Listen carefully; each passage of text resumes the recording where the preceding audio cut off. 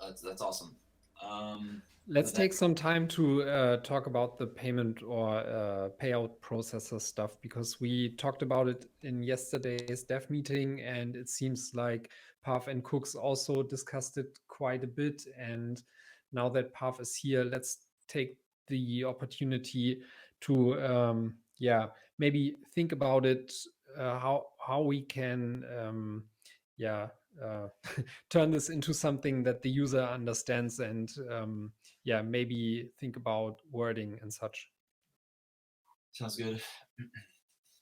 I mean, it's not only the wording; it's the wording. Though the probably a better wording would help. I can try to run a PR.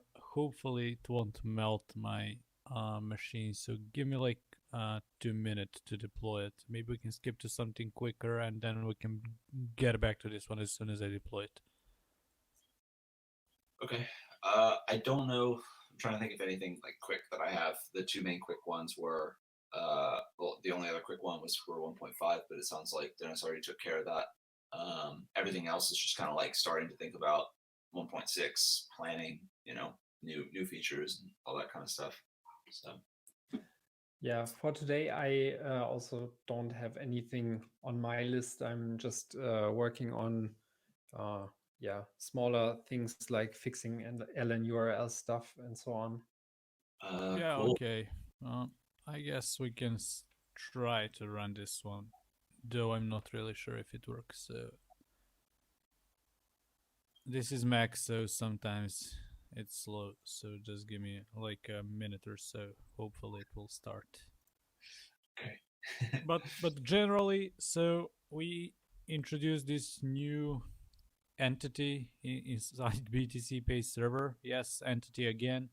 So this time, it's called Payout Processors, and even though there are many use cases to this particular feature, like the most obvious one is to be able to schedule payouts. And by payouts, we are talking here about refunding pull payments and things like that. So the only use case right now that we have for this feature is that a user will be able to schedule a payment from their wallet. So like traditionally you can sign a transaction and broadcast it, but with this one what you do is sign it, and then it's basically scheduled for later, and it is broadcasted based on the time interval set in this payment processor feature, payout processor, whatever we call it. I have no clue. So I'm not sure if that's clear the way I explained it.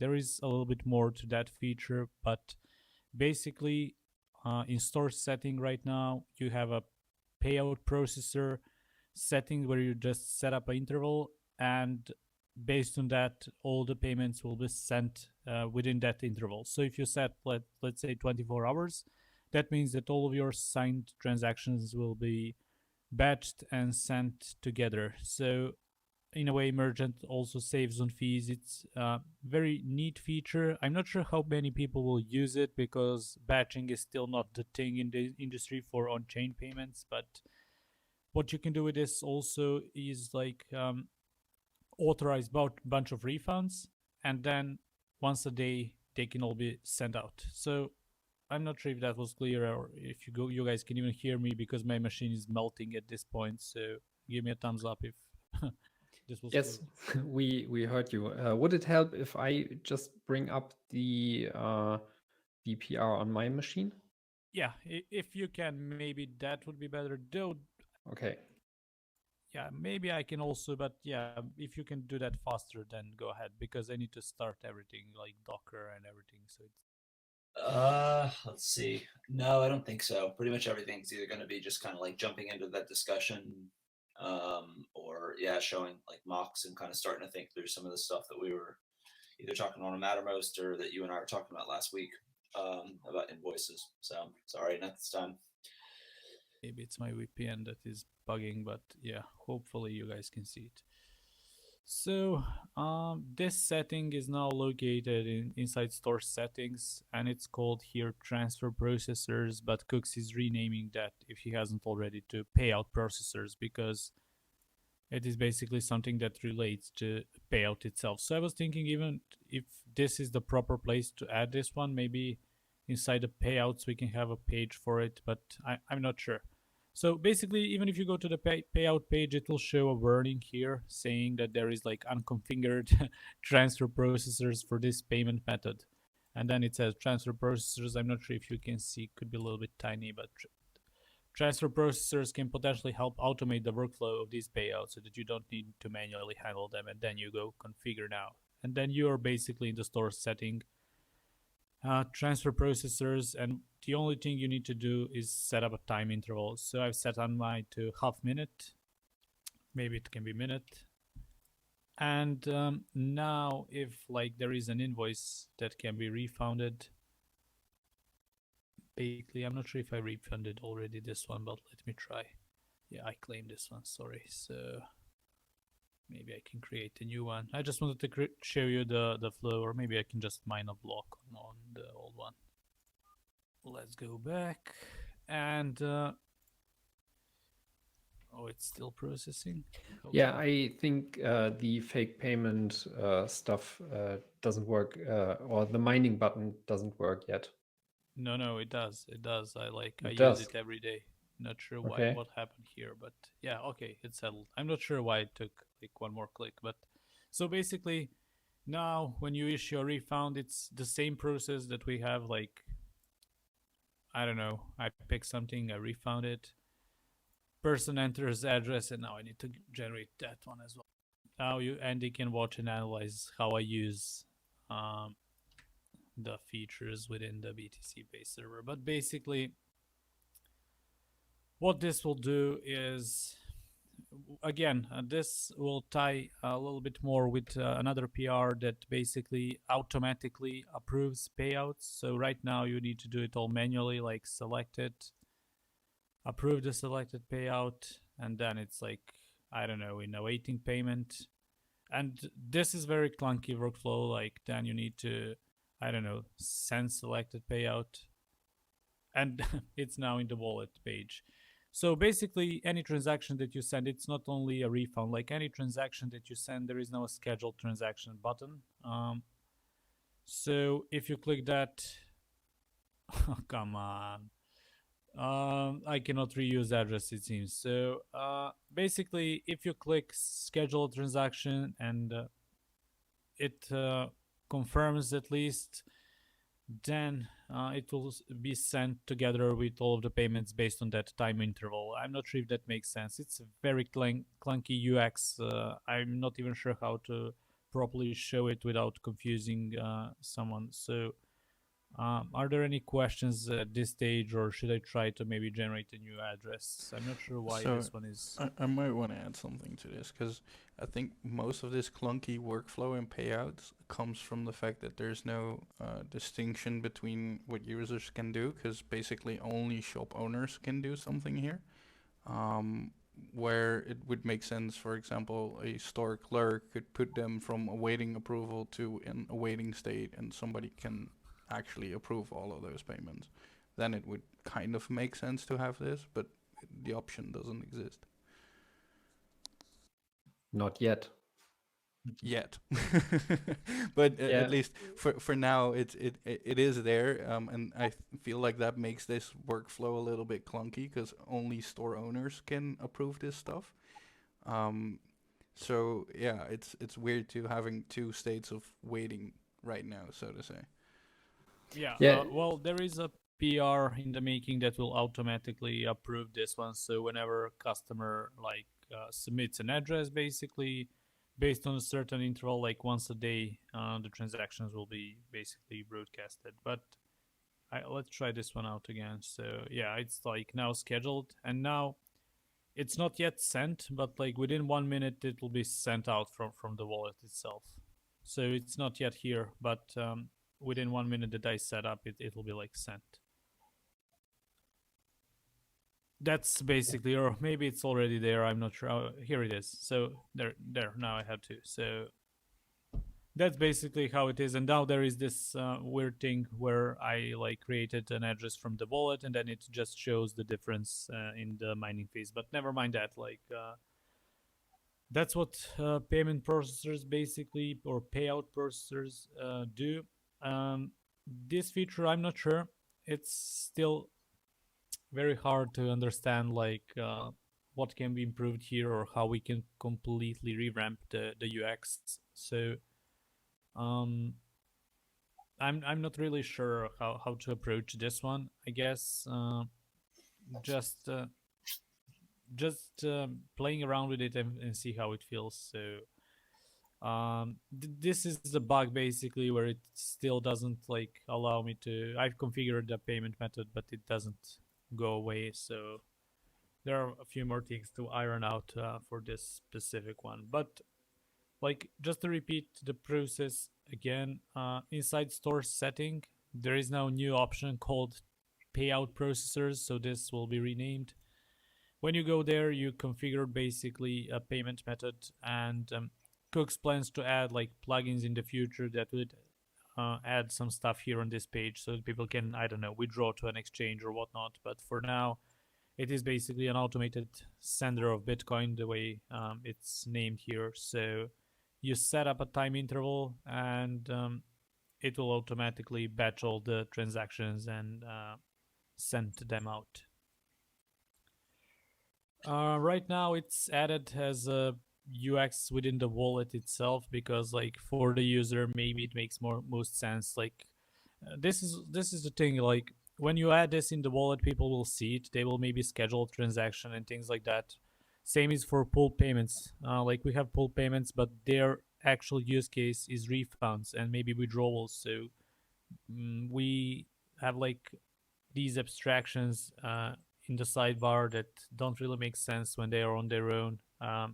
Probably adding descriptions on all of this would make sense, but right now, yeah. So the best way to think about this is that like it's a schedule for later within the wallet, and you set up a time interval, and BTCPay Server will batch all of those transactions, and you can also use it for refunds as well.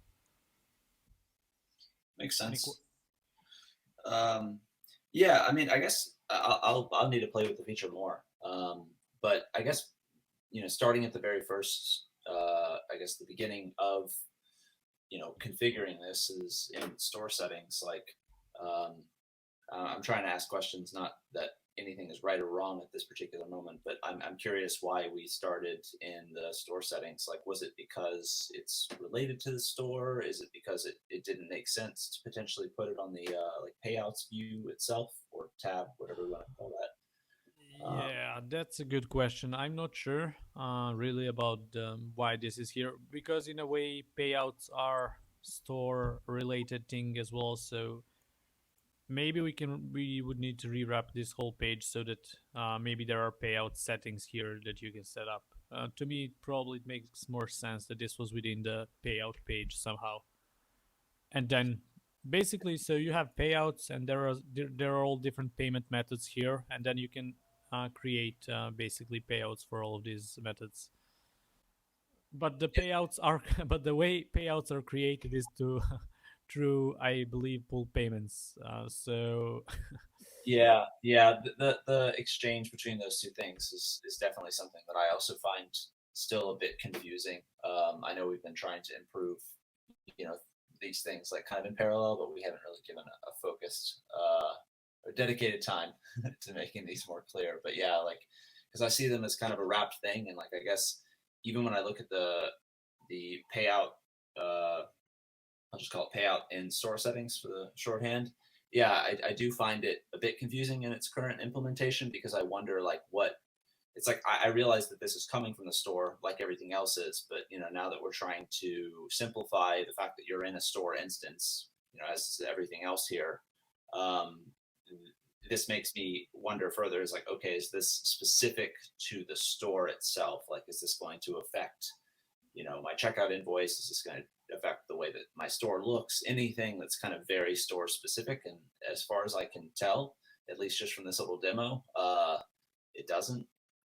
So yeah, I could see a world where we start to encapsulate pool payments, payouts, and like the settings for payouts and or pool payments the way that you configure that, or whatever that might mean in the future, into kind of one more simplified, like I guess, set of features, to where like the correlation between the two of them is a little bit clearer. Like I realize right now it's not, and you're kind of at the mercy of figuring it out on your own until we can improve some of that. But yeah. So one more thing I forgot to add, like even though payouts rely on pool payments for refunding, if you send a simple transaction in the wallet, like what I did, like scheduled transaction from here, and it not being a refund, then it is basically abstracting pool payments from the payout, so you can create an actual payout from the wallet.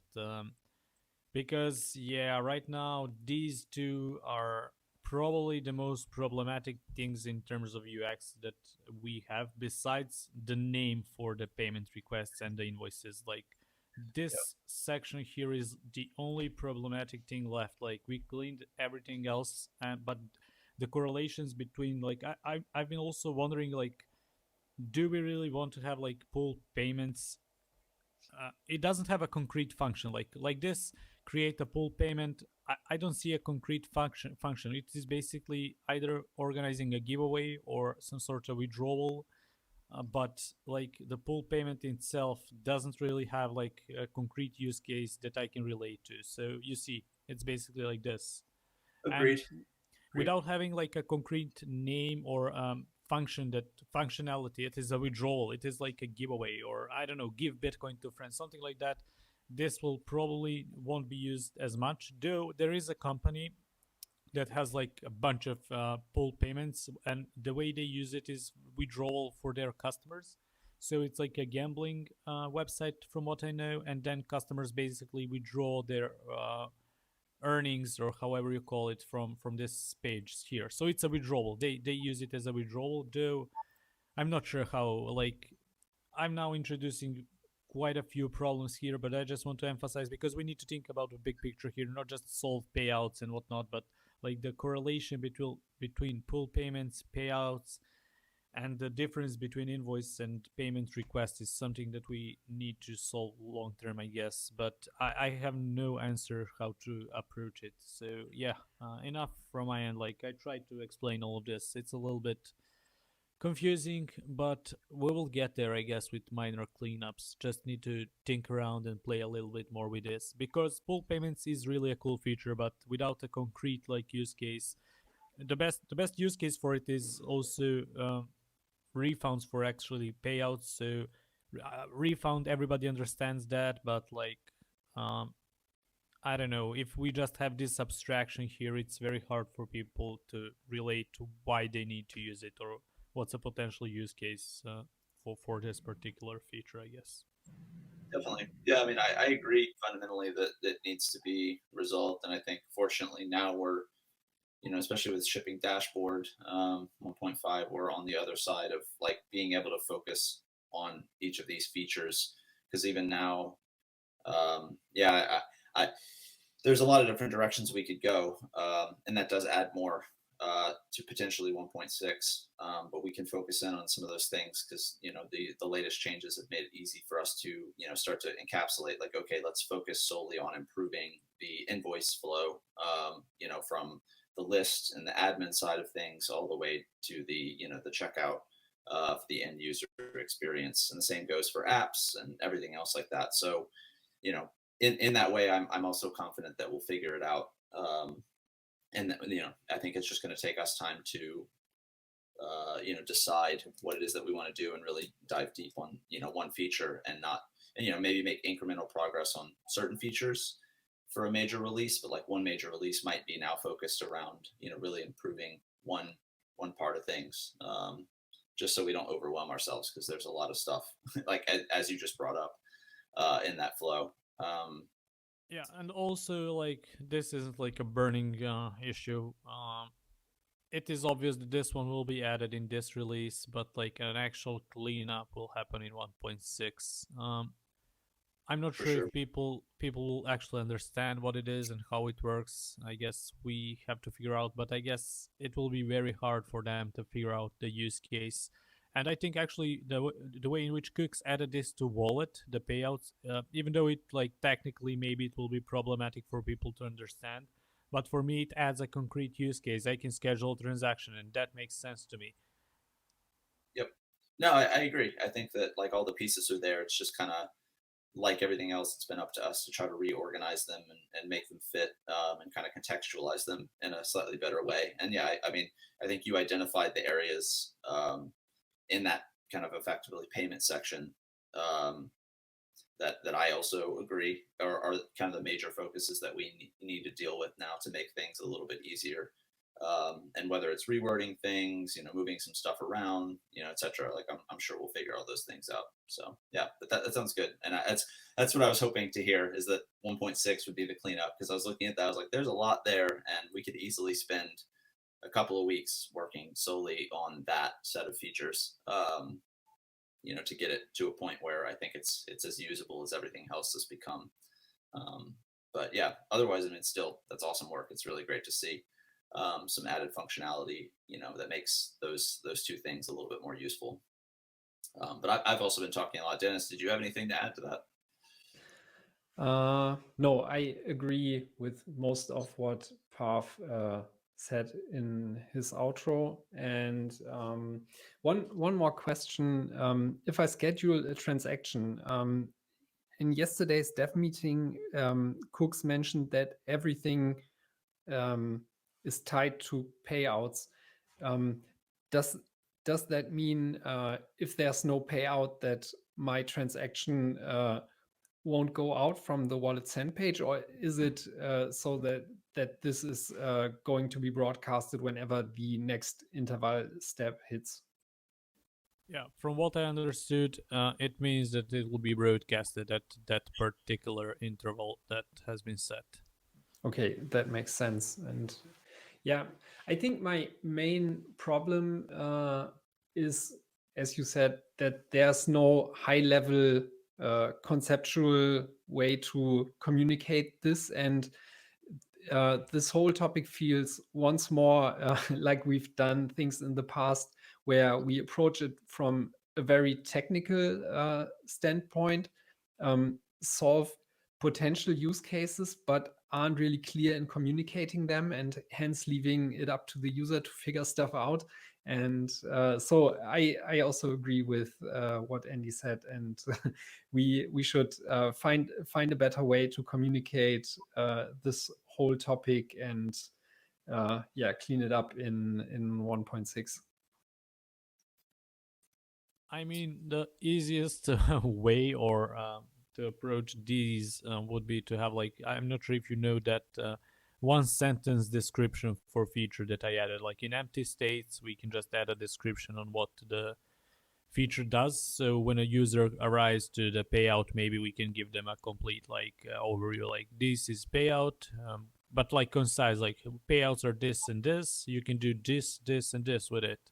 And maybe that can be one way of, I guess, communicating the feature, even though I would very much prefer if it was like something natively that user can understand without having to read a paragraph of text. But if I got it right yesterday, it's so right now having a fixed interval that you can configure is just one way to trigger those payments, and maybe reaching a certain amount of wallet balance might be another trigger. So this isn't just a timing dependent thing, but it might turn into something more like what we had with Transmuter.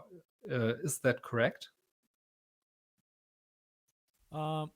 So Cooks is probably better to give like a big picture for it, but combined with this will always be like core functionality of the payouts, but what he intends to do is add like functionalities via the plugins and give concrete use cases to that payouts however you call it, payouts processor page within the store settings. So there you will probably see these plugins. Does that make sense? Yeah, what I was or the angle I was coming from was, is this or how do we call it? Is it a processor, or is it something that automates things? Because it starts right there. I mean, yeah, maybe maybe we'll need to further talk this through with Cooks also, and yeah, certainly not something we will solve in 1.5 directly. Nevertheless, I agree with what both of you said, that we should take our time and clean up this payment section. Yeah, I think I wanted to loop Boz's comment in as well, the team in the chat, but yeah, I think having a high understanding of what the point of it is, because it's like as a whole, it's like you have payouts and pull payments as features that people will use for various different reasons, but it's like, to what Boz is saying, is there an overlay for the first time?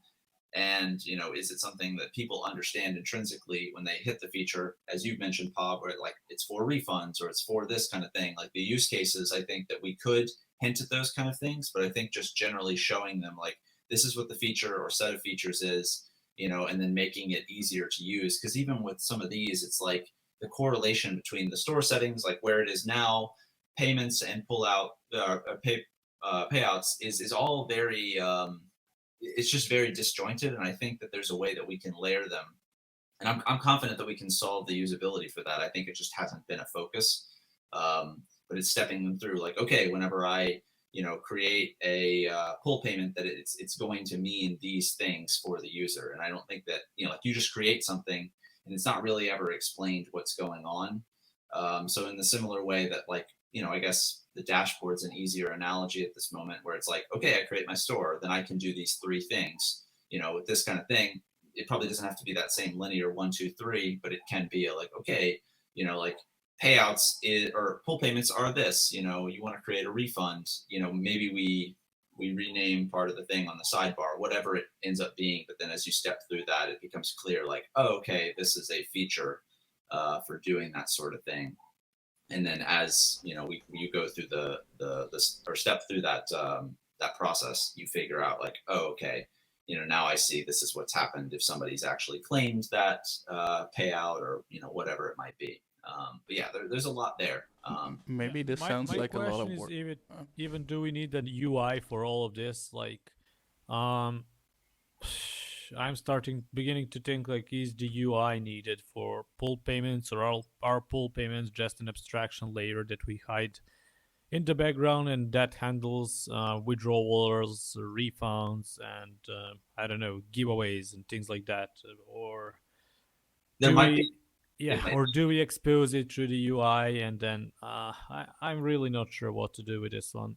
Yeah. Like when you look at it this way without you having a concrete use case, it's a chaos. But if you think a little bit better, like having a way to batch payments, or having a way to collectively authorize refunds so that they are issued once a day, so that you as a merchant can save on on-chain fees and things like that, or for that your store manager in the future can authorize a transaction, and then once a day it will get refunds will get processed, and things like that do make sense. But if we look at them from this, like, there is this payouts, like if you arrive to the payouts page, it is very unclear what you should do. Even like here is how it looks like. It's a complete empty state. I have no clue what it means. Like, how do I create a payout here? What do I do? Okay, what's a payout? But actually you have to create a pull payment to get a payout. And Yep. now Yeah. and it's even abstracted from the wallet itself, so actually you can create a payout from the wallet so that it bypasses a pull payment. So Yep.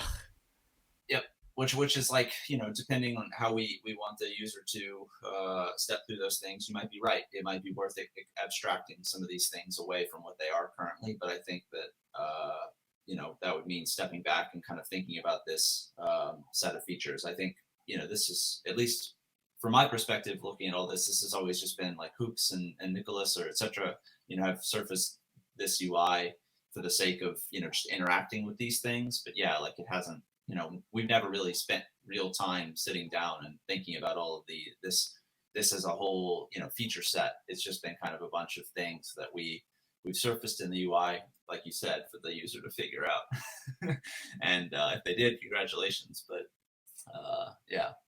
I think we're at that point where we can now start to think like, okay, how would you want to initiate this kind of thing? Where does it intuitively make the most sense? Maybe it's right there in the wallet view. Maybe it is something where it's just like a singular tab in payments, and that we rename the whole feature and it's refunds or something. I think it just needs more time and more thought, and I don't even think we're going to get to a point where we solve any of that in this call, but I do think this surfaces a lot of issues, and it was really helpful to see you step through that flow, so that we can kind of start to think about. Yeah, so I would just encourage people to, I'm not sure, like all of us on the call, or maybe somebody will rewatch this on YouTube later on.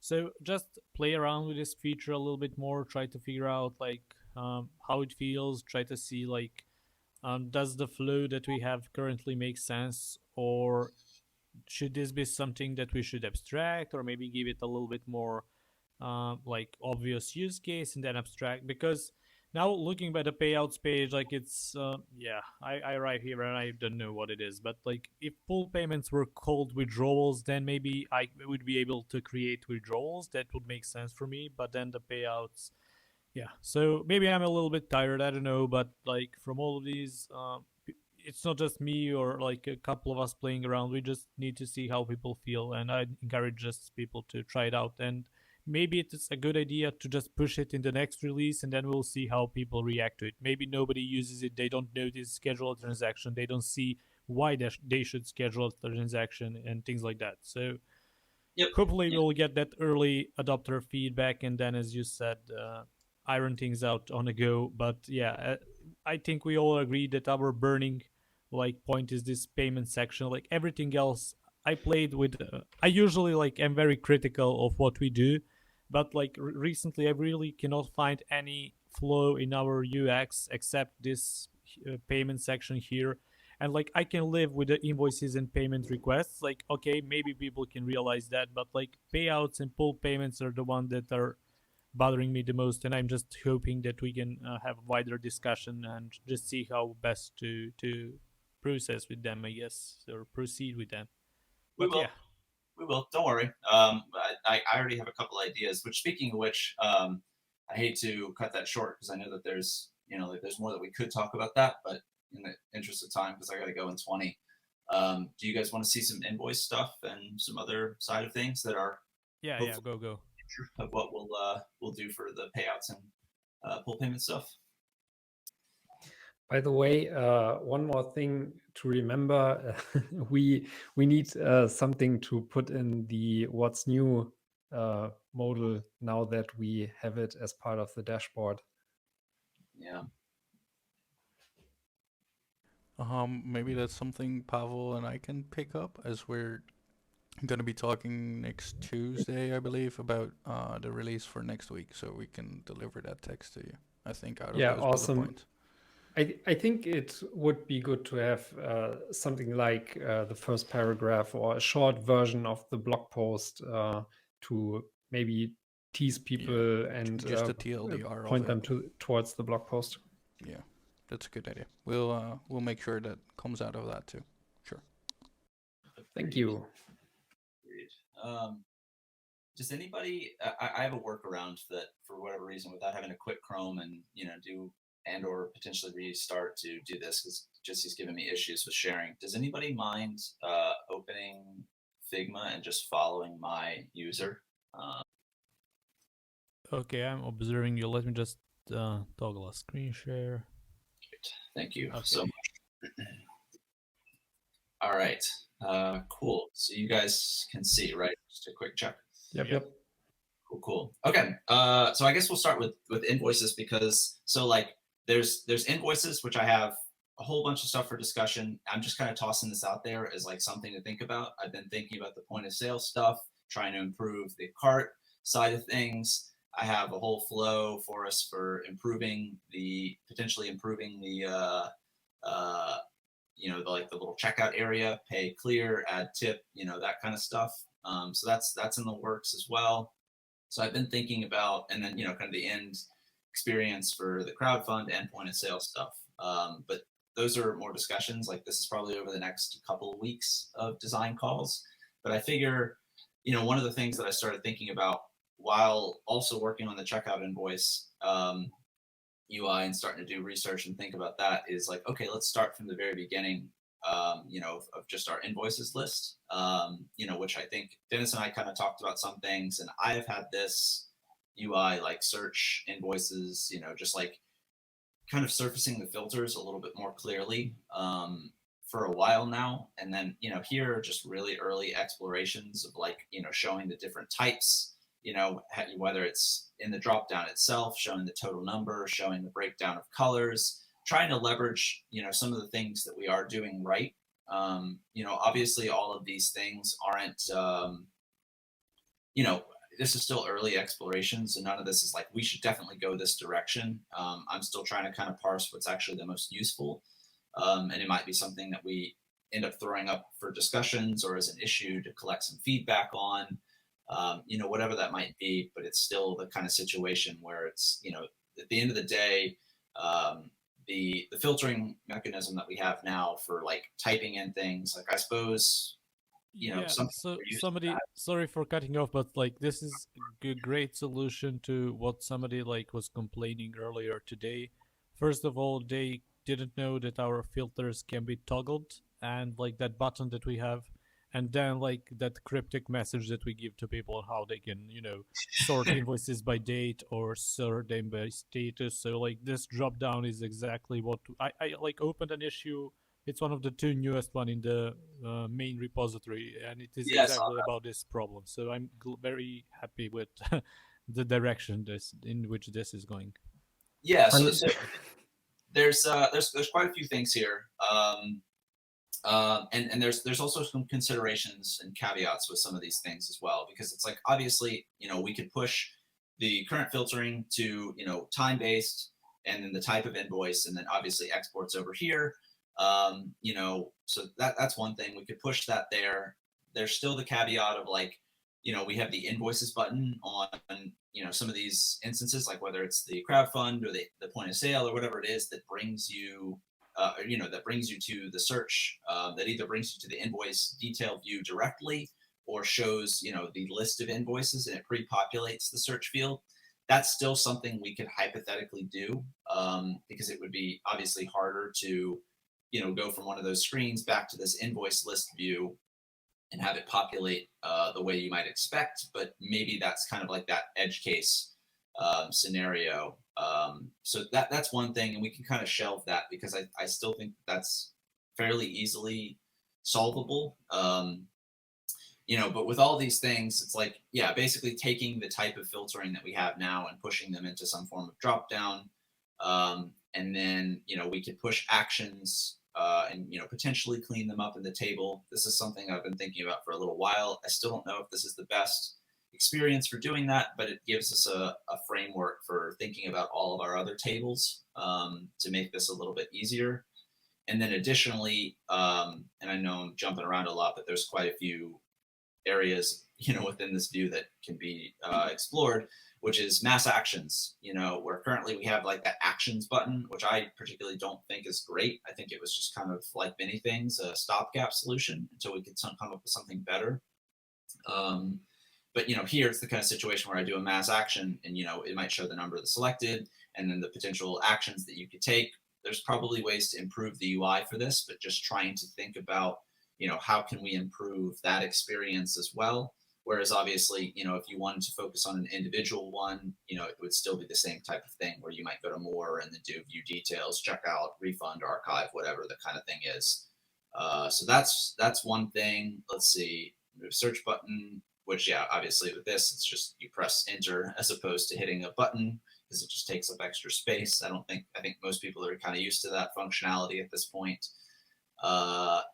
And then the more button, which is effectively, kind of this like, grouping the actions as opposed to the kind of what we sort of have now. And then 2 more thoughts with that. And I know I'm overloading you guys with a lot of stuff, but I want to give a holistic picture of what this all is, which is there's the details view, which like you could click on the row and that could take you to the details view. mean, hell, that could even be something where, like, currently, we have the we show like the payment methods, I suppose the kind of like shorthand details of like how that invoice was paid, whether it was off chain or on chain, with the little accordion style view. Like that could be something like, one, how valuable is that and how useful is it as a function? And then two, there's the detail view where you actually are going to the invoice page itself, which could arguably be clickable on the entire row. It could be view details, and then additionally, is that like little accordion style thing that we have now functional, and is it something that we want to try to maintain? And here I'll scroll over to something that, like, see, this the empty state view. Yeah, this stuff, the invoice summary. That's what we called it. I was blanking on the name. Like how useful is that to see at a glance, as opposed to like you just click on the row and it takes you to the detail view, and then you have all the information there, and that page is just arguably a little bit more organized and useful, because currently it's just a series of tables that we've kind of dumped things on. But yes, I will pause there because I've talked a lot, but like there's a lot here, and I think that a lot of these things, in my opinion, are a good improvement, but there's still probably stuff we should talk through, and we can obviously surface this to users because some of these would be relatively big changes to the end experience. And and then there's other things that you mentioned, Pav, that people have suggested and or requested, which is like, I want to see the breakdown of the types of invoices that I have, and like maybe I want to see a balance, or what I could have made if these people paid, or whatever it is, sort of thing. So yeah, I'll pause there and leave it to you guys. Great. I like where this is going, and I'd vote for removing the details from the list because it brings more complexity to it, and if you are opening that part, you'll most likely go to the details as well. Yeah, and I'm oftentimes using clicking the row to select the item, so that the box on the left gets checked. And yeah, we could find something else to link to the details page directly, because what I don't like about this version is that this view details link is buried in a dropdown, and I think it would be best to have it accessible directly. Okay.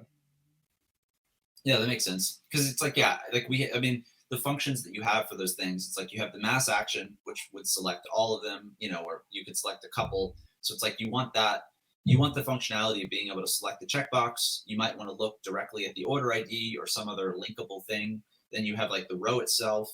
Then yeah, you might have an action over here on the right.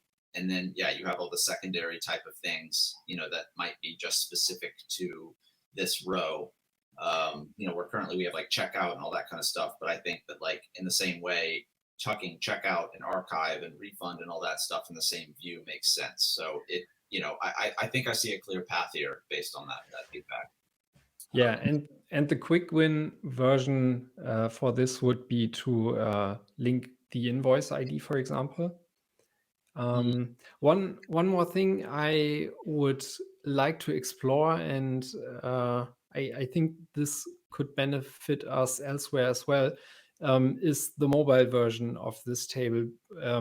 Because right now, wherever we have complex tables, we just wrap it in this table responsive div that's available with Bootstrap. But I think this is rather clunky solution, and we should strive to be better there, and come up with a version that works great on mobile without scrolling the whole area. Agreed. And that's that design repo ticket of improved tables. Apologies for my cat in the background if he starts making noise. But yeah, that's part of that ticket, which is improving the tables view and kind of thinking about that as a whole set of things. Because I agree, the way we handle it on mobile is not the most ideal, but I know that there's a good bit of work to kind of restructure things. So I'd rather I put off doing that a little bit so we can kind of look at maybe what is the more complex iteration of the tables, which I think is probably this view. And then yeah, like some of the more simple ones with just like users and other areas where we leverage the table. But yeah, I completely agree with you. Yeah, this is also something I can explore from a technical point of view, and maybe it doesn't have to be perfect from the start. Nevertheless, I think maybe there's also a quick win solution there, and we can have tables that work better on mobile than they are doing right now. Cool. Yeah, I think that people will like that. So yeah, so these are the things, like I said, I just wanted to flash this because, it's in the Figma and like I'm still exploring ideas and, there's still more to think about. But this is an area that I would really like to focus on because I think that it helps me understand the full experience a little bit better and how it touches on every part of the app. And obviously that ties into like maybe there are areas where we can incorporate the payment request stuff. Maybe there are areas where we can consolidate some of those features. So it's giving me a bit better of a sense for all of that. So yeah, and we'll have more discussions with this. This is definitely not the end. This is the beginning of talking about this. We have a little bit of time, but I guess I figure I'll toss this up just because, why not? Even if all of these things don't make it in a 1.6 and they're just kind of like, I do a lot of stuff where I'll explore something and, it's finally coming up now. So this might be 1.7, whatever. But one thing that, when I was looking at this, I forgot somebody was showing a point of sale video. And I remember I was like, oh man, I want to take a stab at seeing if I can improve the experience for, what it was like to use this. And obviously there's tons of different ways we could use our green blocks that we have. There's the what Cash App is now effectively completely, like everyone thinks Cash App whenever they see full green or whatever, and obviously our branding is green, our main color. But so we could go with any different style we want for this, but effectively it was trying to surface the idea that it's like, okay, you have your keypad, your pay and clear, which are pretty simple. And then how do you deal with the tip? And then, you can select that, and we don't surface like the whole tip input experience right now is kind of strange. If you guys go look at it, it's like, I think you input the number that you need. And then when you select a tip percentage, it like updates the number based on what the percentage would be, but we don't surface the amount plus the tip. So, this is kind of a, potentially subtle workaround of doing that. And like this pushes this down, like you could click through. I don't know if it's going to work because of the weird hacky screen sharing we're doing right now, but like this is a functional prototype. Like this just expands, like you think kind of accordion style sort of thing where it just expands and shows like custom. If you clicked on that, you could even type a custom amount for the tip. So it addresses that because we currently don't have that functionality, and that might be something nice where like I frequently do that. Like if I want to round out a payment or whatever kind of thing, or maybe I don't want to do 18% specifically. I want to do, $22.21 or whatever. But effectively, this is also an early exploration for this and trying to figure out how this might work and feel right. But not pushing tips on people, but, making it a little bit more prominent and present. And obviously if it's hidden, which you can disable this wouldn't show up at all. So it would literally just be, your keypad and all that kind of stuff. So this was one thing, like from an end user perspective, that I thought we could improve. And again, it's not a priority. It's just kind of, I enjoy working through some of these things. Well, this is so clean and stylish. It makes me want to work on it right away. Yes, that's how I get you. Yeah. I'm glad that motivates. It's awesome, really. I wish this is like the basis of the mobile app, which I also envisioned us to have one day, like simple point of sale for people to remotely connect to their servers and just have a Yes. concrete use case point of sale, and that's all. Like Yep. nothing fancy. So great work on. I love it. As Dennis said, I would like to see this in the Tomorrow. 1.7 if possible. That's awesome. Yeah, I'm glad you guys like it. It was fun. I enjoyed kind of iterating through that. So yeah, because we're running out of time, and there's still like 2 or 3 other things that I want to share with you guys. I've been, after the dashboard stuff, I've been jumping in really hard with all this, but like the end point of sale stuff and theming and like making a cooler looking store, because I do think, and I'll end my long rant of things with, I do think that it will be very helpful for a lot of people to have some like default good looking stores at the end of things, because it's like we've made the admin panel a lot more usable, and obviously there are things like pull payments and many features to consolidate. But I also think thinking about the end user state of our point of sale and our crowdfunding, those need to look as attractive and minimal and sleek and potentially customizable, or like setting ourselves up to maybe I don't want to use the BTCPay green. I want to make my store purple or whatever, or like maybe I want to add a better header image, or something like that. Like trying to think about how we make that a little bit better so people feel a little bit more professional in their end user experience. Because like if you hit this and it's like I'm trying not to be critical, but it's like there are things about it that don't scream like, okay, I like, wow, this is really as put together as it could. So I'd like to get us to a solid foundation to where people look at that and they're like, holy shit, I really want to use this. And like from the minute that you configure it, you go through that 3-step process, create your point of sale app, adjust a few sliders and some configuration, you have a beautiful looking store at the end that works exactly as you hope. And kind of like what you guys were talking about with like, something like this, it's just, there's no ambiguity, there's no room for mistake. And if people want to hack away at that and improve it, be my guest. But like that solid default foundation, I think should just be really beautiful and solid. And I think that it would encourage people to use it even more. Whereas like they may be a little bit more hesitant. Like if you're selling, a whole bunch of stuff that's like, huge price tag, it's like you need the UI and experience to look as polished as the products that you're selling at the end of that. So yeah, that's my spiel. But I'll end it there because we're at an hour. But there's a lot of exciting stuff, and like I'm actually really hyped. This is where I've wanted to be for a while, and now that like the kind of setup experience for all of this is so much easier, and we're finally at a point where it's like it is a 3-click install for most of this stuff. Like we can really continue to push and isolate and focus on, like I can do millions of iterations of this stuff and explore why is it bad and how can we make it better. So yeah. Yeah, sounds good. Looking forward to get to work on it, as I said. Yeah, we're gonna have so much more work, man. Like it's not gonna end. We're gonna be at 2 or 1.2 or 2.0 or whatever it is, and awesome. You're still going to be implementing features as if it were 1.4. So yeah. Yeah. All right. I have to leave now. Thanks everyone. And yeah, we'll have fun working on this. Cheers. And until next time. Yeah. Cheers. All right. Thanks everybody. Ciao, ciao. Bye-bye. Later.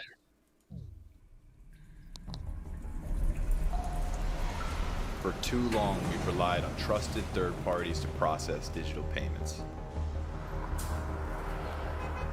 The world is changing, and so are your customers.